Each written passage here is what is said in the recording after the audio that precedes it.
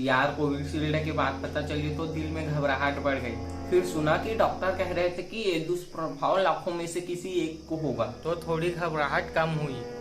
फिर मैं घर आया तो देखा मम्मी फोन पर मौसी से बात कर रही थी और कह रही थी कि मेरा बेटा तो लाखों में एक है। तो ये सुन के दिल में और ज्यादा घबराहट बढ़ गई। ये मम्मी ना दिन भर फोन में सबसे बात करती रहती है, पर पापा किसी का फोन नहीं उठा पाते। अब विवाहित व्यक्ति की परेशानी है, घर में फोन के साथ साथ खुद को भी साइलेंट रखना पड़ता है। वो कुछ नहीं बोलते, उनकी नापसंद सब्जी भी हो ना वो भी खा लेते हैं। दुल्हन वही जो पिया मन भाए और पिया वही जो चुपचाप लौकी और करेले की सब्जी खाए। बोले हैं अंकल जी। हाँ बहुत। अभी रात में ना मम्मी ने पापा से कहा कि कुछ ऐसा करो कि पसीना पसीना हो जाए, तो पापा उठे और पंखा बंद करके सो गए। फिर क्या रात में ही बहस करने लगे। मम्मी पापा के ऊपर जोर जोर से चिल्ला रही थी तो पापा अल्ले ले ले ले ले ले बोल दिया। फिर क्या बहस खत्म, हाथापाई चालू। यार और पता नहीं ये मम्मी ने ना तो कभी गोल फेंकेला है ना कभी क्रिकेट, फिर भी जब चप्पल फेंक के मारती है निशाना एकदम सही लगता है। पता नहीं क्यों पापा लड़ नहीं पाते उनसे, वो बोल भी नहीं पाते। एक लेखक ने लिखा है कि पतियों को भी बोलने का हक होना चाहिए, बेचारा वो भी लिख ही पाया, बोल नहीं पाया। चलो ठीक है, पति को कैसे भी रखे, लेकिन बच्चों को तो कुछ नहीं बोलते। अच्छा पता है हमारे यहाँ ना गुड मॉर्निंग का चोचला नहीं होता, डायरेक्ट पंखा बंद कर दिया जाता है। यार मम्मी ने पंखा बंद कर दिया। सपना देख रहा था मैं कि मैं मर गया, उसके बाद मुझे स्वर्ग ले जाया गया। तो वहाँ पर खूबसूरत परी थी, मुझे बोली कि कौन हो तुम। मैं उसे इम्प्रेस करने के लिए बोला कि मैं टाइटेनिक का हीरो हूँ।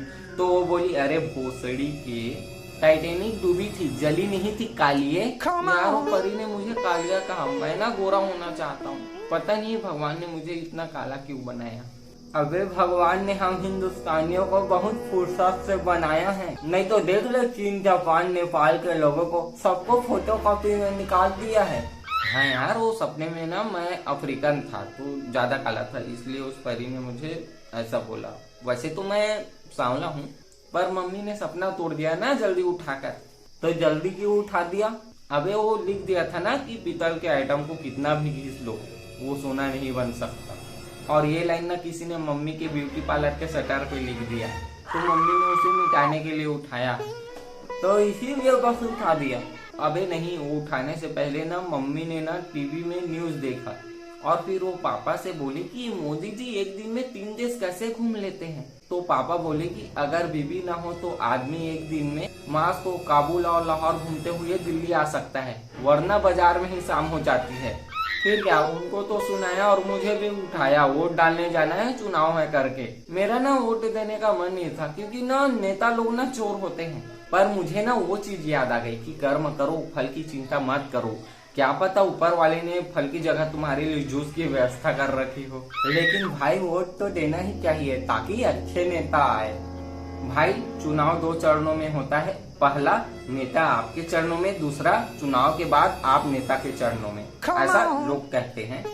दूसरों के द्वारा फैलाया गया अफवाहों पर ध्यान नहीं देना चाहिए बल्कि खुद फैलाना चाहिए। पता है मेरा देश ऐसा है जहाँ पीएचडी किया हुआ आदमी 9वीं फेल को वोट देकर अपने बेहतर और उज्जवल भविष्य की कामना करते हैं।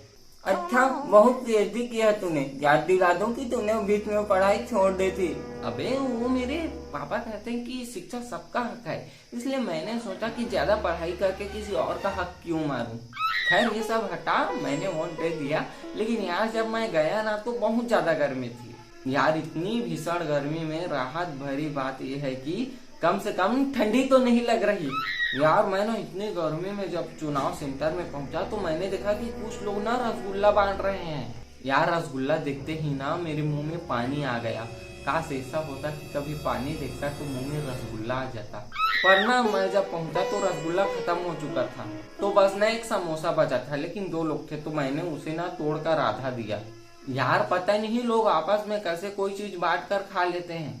मुझे तो सही से बांटने के बाद भी दूसरों का समोसा मेरे समोसे से ज्यादा बड़ा दिखाई देता है। खैर मैं वहाँ इसलिए गया था कि वहाँ तो लड़की भी वोट डालने को जाती है तो देखने को मिलेगा, लेकिन वहाँ पर ना कोई लड़की नहीं आई थी। यार मेरी ना कोई गर्लफ्रेंड नहीं है, तो मैं वहाँ जोर से चिल्लाकर बोला अगर किसी के पास एक्स्ट्रा जीप है तो दे दो।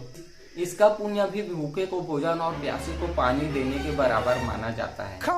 यार लोग कहते हैं कि आजकल 10 लोगों में से 9 लोग रिलेशनशिप में हैं और वो जो एक बचा ना वो मैं ही हूँ। सोचा था वहाँ कोई दिखेगी तो उसे ना प्रपोज करूंगा रोज देकर। जरा रोजगार पे भी ध्यान दो दोस्त, क्योंकि रोज लेने वाले भी पहले रोजगार देखती है। हाँ कर लूंगा, कोई नौकरी क्या बड़ी बात है। अच्छा, लोग सोचते हैं कि नौकरी करना बहुत आसान है। भाई साहब, रिश्तेदार की शादी में जाने के लिए उसी रिश्तेदार की मौत को बहाना करना पड़ता है, तब जाकर छुट्टी मिलती है।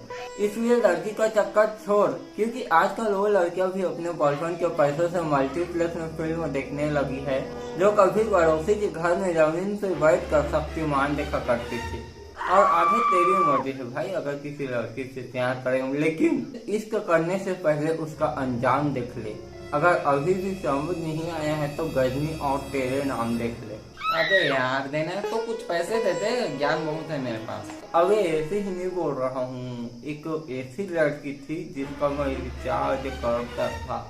हाँ जानता हूँ तुझे मेरे बारे में यकीन नहीं हो रहा होगा, लेकिन भाई शेर ना जंगल का राजा होता है, और ये बात इंसानों को छोड़कर ना शेर को पता होता है ना किसी और जानवर को। तो ये बात भी ऐसी ही है। मेरे पास इस चीज का बहुत एक्सपीरियंस है भाई। प्रेम में पड़ा पुरुष पहले दिन से ही जाति प्रथा के खिलाफ हो जाता है, फिर धीरे धीरे दहेज प्रथा के भी खिलाफ हो जाता है। मैं अपनी गर्लफ्रेंड को ना गिफ्ट देता था, शॉपिंग कराता था। हर बॉयफ्रेंड कराते हैं, लेकिन यार एक चीज समझ नहीं आती, यार लड़कियां अपने बॉयफ्रेंड से इतना शॉपिंग कराती है तो उसके घर वाले कभी ये नहीं पूछते कि बेटी ये सब कहाँ से लाए हो। मेरी जीव को ना मैंने अपने नाम से लोन लेकर कार गिफ्ट करी थी। कई बॉयफ्रेंड देते हैं, यार मैं लड़कियों के ड्राइविंग के खिलाफ नहीं हूँ, लेकिन एक्सीडेंट में ब्रेक के जगह चीख मारना कहाँ का इंसाफ है। कुचल दिया उसने एक आदमी को कार से, तब से जेल में है वो। और वैसे मैं भी उससे छुटकारा पाना चाहता था, घुट घुट कर रहता था।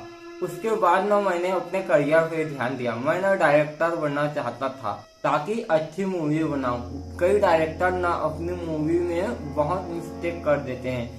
जैसे धड़कन मूवी में अक्षय कुमार का नाम राम था और सुनील शेट्टी का नाम देव था, तो उसे मिलाकर रामदेव कर देते। और शिल्पा शेट्टी का नाम अंजलि था, उसे बदलकर पतंजलि रख देते, क्या होता।